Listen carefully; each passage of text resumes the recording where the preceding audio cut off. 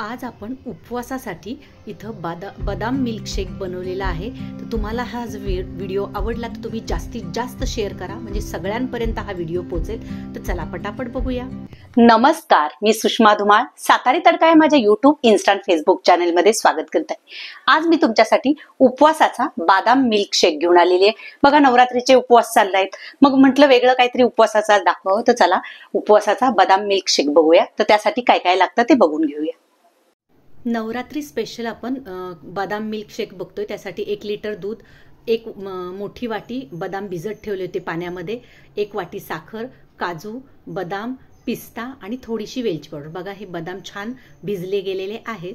आता आपण सगळ्यात काय करायचं, एका कढईमध्ये मी थोडंसं पाणी टाकले। ज्यावेळेस हे दूध चांगलं उकळलं जातं, ते खाली लागत नाही बुडाला, त्यासाठी थोडंसं पाणी टाकायचं।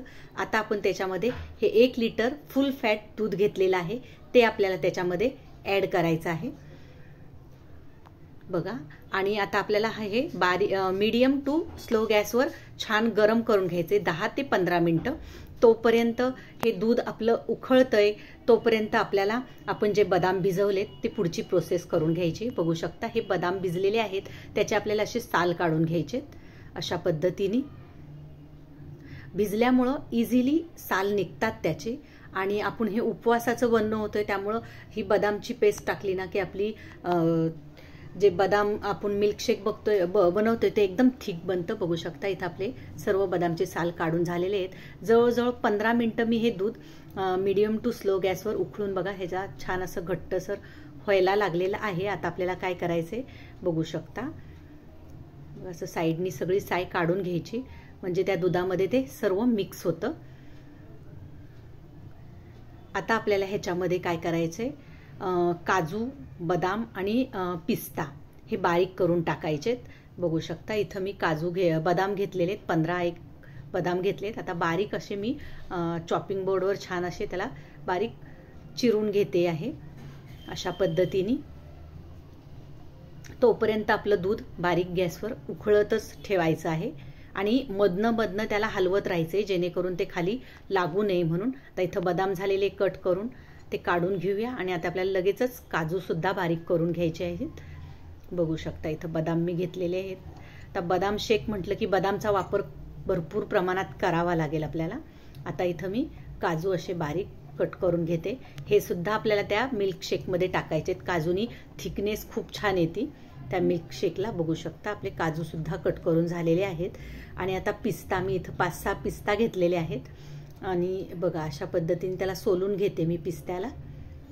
आणि पिस्ता सुद्धा आपल्याला कट करून घ्यायचा आहे, अशा पद्धतीने बारीक असे तुकडे। आपल्याला पिस्ताचा वापर गार्निशिंगसाठी थोडा करायचा आहे, आणि थोडासा आपल्याला ह्या मिल्कमध्ये दुधामध्ये सुद्धा टाकायचा आहे। बघू शकता, अशा पद्धतीने पिस्ता सुद्धा कट केलेला आहे। आणि ह्या नवरात्रीमध्ये तुम्ही सुद्धा हे नक्की करून बघा, खूप छान लागतं बदाम मिल्कशेक। ज्यांचे उपवास आहेत ना, त्यांनी तर नक्की करून बघा। 1 ग्लास पिला म्हणजे झालं। आता आपण हे बदाम भिजवलेले बदाम आहेत ते मिक्सरवर टाकून त्याच्यामध्ये 1 वाटी दूध टाकून आपल्याला हे छान बारीक असं वाटून घ्यायचं आहे। आता झाकण लावून हे वाटून घेऊया। बघू शकता, इथं आपण मिक्सरवर वाटून घेतलेलं आहे। आता एकदम छान असं बारीक वाटलं गेलेलं आहे।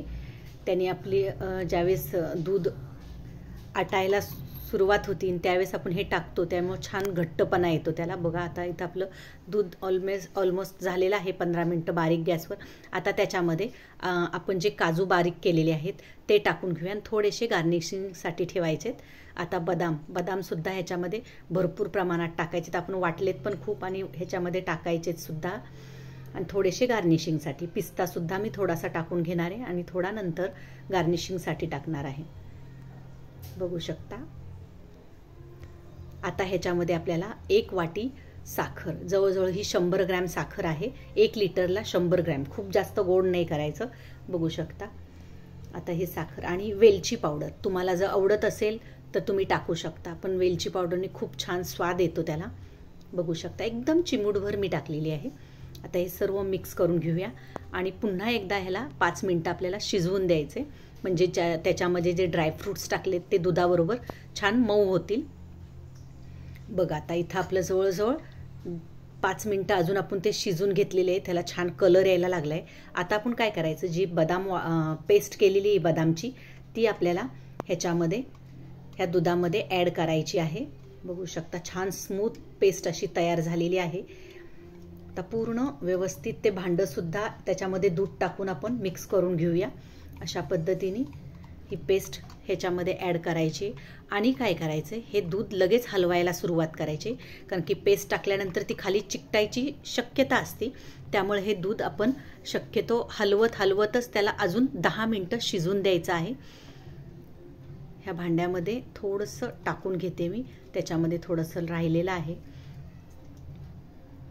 अशा पद्धतीने आता हे दूध आपल्याला कंटिन्यू हलवत राहायचे जवळजवळ 10 मिनटं. 10 मिनटं त्याच्यामध्ये जी पेस्ट टाकलेली ती छान शिजली जाईल आणि आपली दुधाची थिकनेससुद्धा दुधाला छान येईल. असं घट्ट असं दूध आपलं तयार होईल.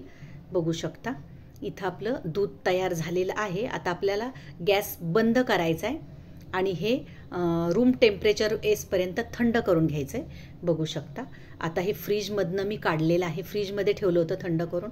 आता आपण ग्लासमध्ये हे सर्व केलेले आणि मगाशी आपण जे सगळे ड्रायफ्रूट्समधलं थोडं थोडं ठेवले ते काजू बदाम पिस्ता आता आपल्याला ह्याच्यामध्ये डेकोरेशन करून घ्यायचं आहे. बघू शकता बदाम, पहिले काजूचे तुकडे टाकले, आता बदाम टाकून घेते आणि थोडेसे पिस्ता. आहा मस्त. उपवासाला 1 ग्लास एवढा पिला ना की दुसरं काहीच खायची गरज नाही, पोट भरण्यासारखं आहे. बघू शकता एकदमच छान दिसतंय. बघू शकता आपला इथं उपवासाचा बदाम मिल्कशेक तयार झालेला आहे. कसा वाटतोय, आवडला का? तर तुम्ही नक्की ह्या नवरात्रीमध्ये करून बघा आणि तुम्हाला माझे व्हिडिओ कसे वाटतात नक्की कमेंट करून सांगा आणि तुम्हाला अजून कसे व्हिडिओ बघायला आवडतील ते सुद्धा सांगा. बाय. परत भेटूया दुसऱ्या व्हिडिओमध्ये.